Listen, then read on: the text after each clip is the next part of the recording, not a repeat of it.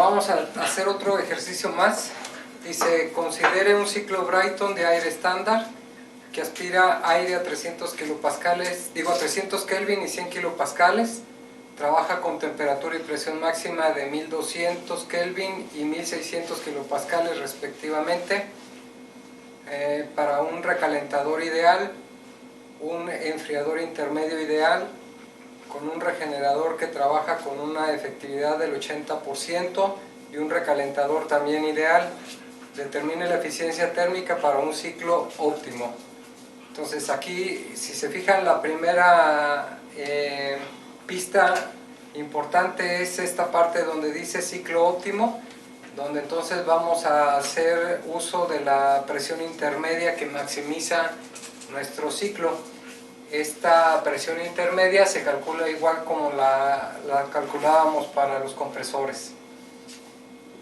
La siguiente pista es que nos dice que tenemos un enfriador intermedio y un recalentador, lo que significa que tenemos dos etapas de compresión, así como lo vemos aquí, porque este es el enfriador intermedio, y dos etapas de expansión, porque aquí tenemos el recalentador. Eso ya lo había comentado en un video anterior. Y obviamente también está equipado con un regenerador, que sería este elemento que tenemos aquí. De tal manera que esto nos forma un ciclo con 10 estados termodinámicos. Lo que nos interesa es determinar la eficiencia térmica. Y las características del enfriador ideal, así como el recalentador ideal, son estas, así como se aprecia aquí. El enfriador intermedio ideal para la parte del compresor es que significa que vamos a bajar la temperatura a la salida del enfriador hasta el valor de la temperatura de admisión. Y lo mismo acá, en la temperatura del recalentador, a la salida del recalentador vamos a alcanzar la misma temperatura de la cámara de combustión de este estado termodinámico de 6. Eso sería las consideraciones nuevas que podemos tener. Evidentemente también esto puede incluir la eficiencia térmica de las etapas de compresión y las etapas de expansión. Como ya este es el último ejercicio que vamos a hacer del tema, en este momento les voy a decir que no necesariamente las relaciones de presiones tienen que ser iguales como en este problema en particular, ni las relaciones de presiones en las etapas de compresión tienen que ser iguales a las etapas de expansión. Pueden ser diferentes, pueden tener 4 relaciones de presión para cada una de estas etapas que tenemos. Entonces, para que pongan atención en eso y no se vayan a confundir a la hora de estar resolviendo los problemas o el examen. Bien, entonces vamos a empezar con los cálculos. Empezamos con la presión intermedia, que es la que nos va a marcar este valor, hasta dónde vamos a llegar. Entonces eso quedamos que es la presión máxima por la presión mínima, lo que significa que es la raíz cuadrada de 100 por 1600, y eso nos va a dar 400 kilopascales. Esa es la presión intermedia. Y esta presión intermedia, así como lo vimos en la parte de los compresores, minimiza el trabajo de compresión y maximiza el trabajo producido, lo que tenemos acá. Bien, obviamente si sacamos las relaciones de presión, las relaciones de presión para la etapa, digamos, de baja presión va a ser igual a 400 entre 100, que sería 4, y la relación de presiones para la etapa de alta presión sería 1600 entre 400, que da a 4. Esa es la característica. Cuando sacamos la presión intermedia, divide a todo el rango, o todo el rango de presiones lo divide en dos partes con relaciones de presiones iguales. Bien, como entonces ya sabemos que en esta primera etapa tenemos un enfriador intermedio ideal, pues estas dos temperaturas, la temperatura 1 va a ser igual a la temperatura de 3 y la temperatura de 2 igual a la temperatura de 4, lo que significa que vamos a tener el mismo diferencial de temperaturas y por tanto el trabajo del compresor de baja presión, que sería este de aquí, y el trabajo del compresor de alta presión, pues van a ser iguales porque tiene esa misma salto de temperatura. Algo parecido sucede acá, en la turbina de alta presión y la turbina de baja presión, pues obviamente van a tener la misma producción de potencia. Entonces el trabajo de la turbina de baja presión va a ser igual al trabajo de la turbina de alta presión. Por tanto, pues nada más necesitamos calcular uno de estos para poder establecer cuánto es el trabajo que necesitamos en la compresión y cuánto necesitamos en la expansión. Entonces vamos a calcular las temperaturas. Entonces, como ya sabemos el estado termodinámico 1, determinamos el estado termodinámico 2. La presión 1 por el volumen de 1 a la n va a ser igual a la presión 2 por el volumen de 2 a la n, y de aquí vamos a sustituir el volumen específico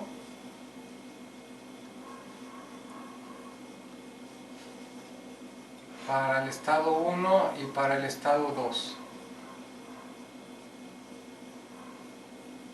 Así. De tal manera que la temperatura 2 nos va a quedar ya despejada como la temperatura 1 por la presión 1 entre la presión 2 elevado a la 1 menos n sobre n, y esto sería igual a 300 por 1 sobre 4 a la 1 menos 1.4 entre 1.4. Nos da un valor de 445.8 Kelvin. Bien, ya tenemos esa parte de ahí, por tanto tenemos identificado la presión y temperatura del 1, 2, 3 y 4, por estas consideraciones. Ahora trabajamos para el estado termodinámico 6 y 7. Como sabemos el estado termodinámico 6 porque tenemos la temperatura máxima, ¿sí? Que puede ser también 8, cualquiera de los dos, pues podemos trabajar con esa parte. Entonces, pues ya planteamos que la presión de 6 por el volumen de 6 a la n va a ser igual a la presión de 7 por el volumen de 7 a la n, y sustituimos.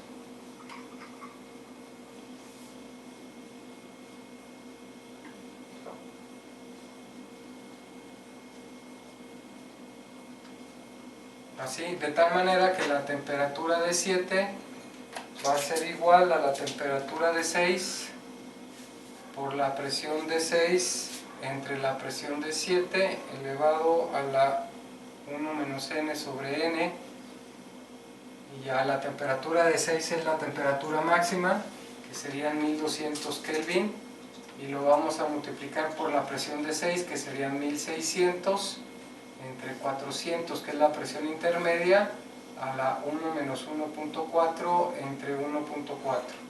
Esto nos da una temperatura de 807.54 Kelvin. Bien, como prácticamente ya conocemos estos 4 estados y estos otros 4 estados, de aquí podemos sacar el trabajo, los trabajos pues. Entonces, si hacemos un balance de energía aquí, como es un equipo térmico, nos va a quedar Q punto menos W punto va a ser igual a la sumatoria de los flujos másicos por las entalpías que salen menos la sumatoria de los flujos másicos por las entalpías que entran. No vamos a tener Q punto, no tenemos flujo de calor porque acuérdense, es un equipo térmico y su funcionamiento depende precisamente de eso, de que no haya transferencia de calor. Entonces esto lo vamos a eliminar y nos queda que menos W punto va a ser igual a M punto por H. Podemos agarrar la primera etapa, H2 menos M punto por H1. Por conservación de la masa, pues esto lo podemos sacar como factor común y podemos sacar esto por unidad. Nos queda menos el trabajo del compresor va a ser igual a la entalpía 2 menos la entalpía 1. Como conocemos las temperaturas, pues podemos ponerlo como Cp por T2 menos T1. De tal manera que el trabajo del compresor va a ser igual a 1.005 por la temperatura 2, que sería esta, 445.8 menos, ya me cayó aquí, 300 Kelvin. De tal manera que inicialmente el trabajo del compresor va a ser 146.53 kilojoules por kilogramo. Bien, podemos sacar entonces ahora el trabajo total de compresión, que va a ser igual al trabajo del compresor, digamos, de alta presión más el trabajo del compresor de baja presión. Pero como en este caso son iguales, pues simplemente lo multiplicamos por 2 y nos va a dar que este trabajo total de compresión es de 293.06 kilojoules por kilogramo. Bien, algo parecido vamos a hacer con la turbina. Entonces voy a borrar aquí.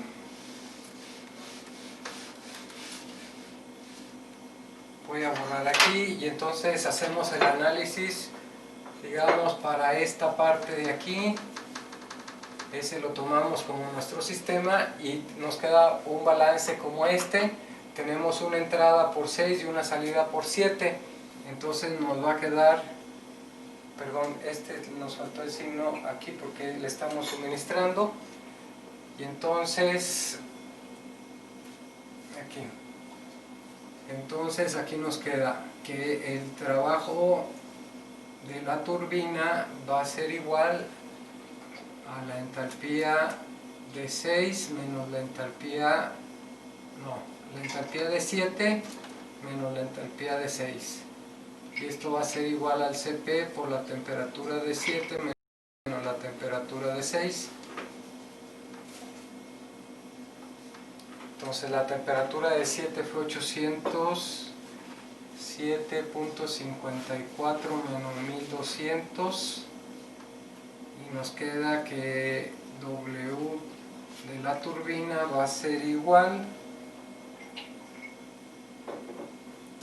a 394.42 kilojoules por kilogramo. Entonces, y ya pasando el signo para acá, y nos quedaría entonces que un trabajo total de las turbinas sería el doble de esto, ¿no? Digamos, la turbina de baja presión más el trabajo de la turbina de alta presión. Entonces, como son iguales, simplemente vamos a multiplicar por 2 y eso nos da 788.84 kilojoules por kilogramo. Con eso ya tenemos el trabajo que estamos consumiendo en la parte de compresión y tenemos el trabajo que estamos produciendo en la parte de la expansión o de la turbina, de tal manera que el trabajo neto total sería igual al trabajo de la turbina total más el trabajo total de compresión. Entonces sería 788.84 menos 1146.53. Ojo, aquí lo estoy sumando porque estoy considerando el signo que me salió acá. Si no considerábamos esa parte, pues esto simplemente tiene que ser una resta, ¿sí? Entonces este trabajo neto me va a dar 495.78 kilojoules por kilogramo. Bien, perfecto, ya tenemos la primera parte de la eficiencia térmica, que es igual al trabajo neto entre el calor suministrado. Ya tenemos esta parte de aquí, nos falta el calor suministrado. Ok, del diagrama del diagrama, donde estamos suministrando calor del exterior. Entonces, de ahí, pues ya lo platicamos, aquí estamos suministrando calor, en esta parte de aquí estamos suministrando calor, ¿sí? ¿Por qué?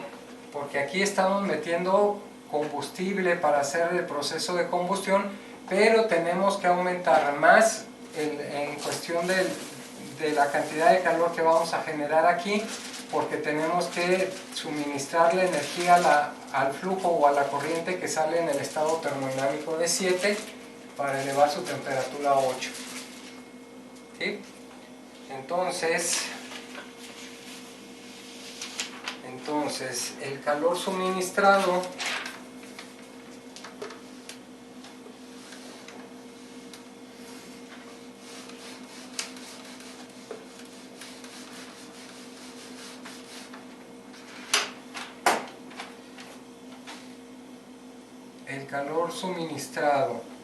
si hiciéramos nuestro balance aquí, quedaría, como no tenemos trabajo, quedaría a la cantidad de energía que absorbe esta, o sea, que tenemos en la cámara de combustión más aquel.